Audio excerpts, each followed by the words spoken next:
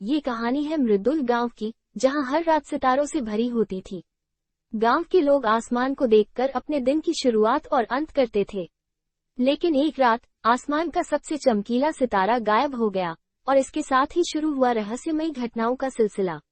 आदित्य, गांव का एक जिज्ञासु और बहादुर युवक, अपने घर की छत पर बैठा आसमान को देख रहा था। अचानक उसने देखा कि आसमान का सबसे चमकीला सितारा गायब हो गया। उसने तुरंत अपने दोस्त रिया को फोन किया और उसे बताया, रिया, आज रात आसमान में कुछ अजीब है। सबसे चमकीला सितारा गायब हो गया है। रिया भी जिज्ञासु थी और उसने आदित्य के साथ मिलकर इस रहस्य को सुलझाने का फैसला किया। दोनों ने गांव के बुजुर्गों से पूछताछ शुरू की। एक बुजुर्ग ने बताया, ये सितारा गांव की रक्षक आत्मा का प्रतीक है। अगर यह गायब हो गया है तो इसका मतलब है कि गांव पर कोई बड़ी विपत्ति आने वाली है। आदित्य और रिया ने मिलकर गांव के पुराने मंदिर की ओर रुख किया, जहां उन्हें एक प्राचीन किताब मिली। इस किताब में लिखा था कि यह सितारा तभी वापस आएगा जब कोई बहादुर व्यक्ति खोया हुआ रास्ता ढूंढ निकालेगा। इस रास्ते की खोज के लिए किताब में कुछ संकेत दिए गए थे। पहला संकेत था, जहां सूर्य की पहली किरण पड़ती है वहीं से शुरू होता है रास्ता। आदित्य और रिया ने सोचा कि यह स्थान गांव का पुराना पीपल का पेड़ हो सकता है, जहां सूर्य की पहली किरणें पड़ती थी।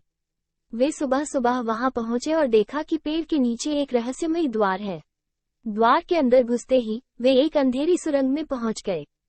सुरंग के भीतर जगह जगह पर जाल बिछे हुए थे। आदित्य ने अपनी टॉर्च निकाली और दोनों ने मिलकर सावधानी से आगे बढ़ना शुरू किया। सुरंग के अंत में एक बड़ा कक्ष था, जहां एक प्राचीन पत्थर का मूर्तिकार बैठा था। मूर्तिकार ने कहा, तुम्हें इस कक्ष से बाहर निकलने के लिए 3 पहेलियों को हल करना होगा। पहली पहेली थी, वो क्या है जो हमेशा बढ़ता है लेकिन कभी कम नहीं होता। रिया ने सोचा और कहा, समय। मूर्तिकार ने मुस्कुराते हुए उन्हें अगली पहेली दी।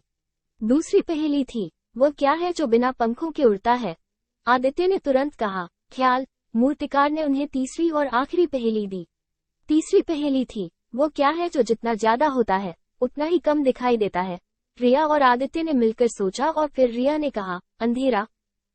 तीनों पहेलियों का सही उत्तर देने के बाद मूर्तिकार ने एक रहस्यमयी पत्थर आदित्य को दिया और कहा, इसे गांव के मंदिर के सबसे ऊंचे स्थान पर रखो।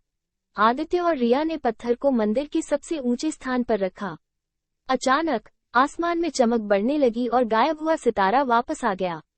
गांव के लोग खुश हो गए और आदित्य और रिया को धन्यवाद दिया। गांव में एक बार फिर से खुशहाली छा गई। इस तरह आदित्य और रिया की हिम्मत और बुद्धिमानी ने गांव को विपत्ति से बचा लिया। खोया हुआ सितारा फिर से आसमान में चमकने लगा और उसकी रोशनी में गांव की नई कहानियां बुनी जाने लगी।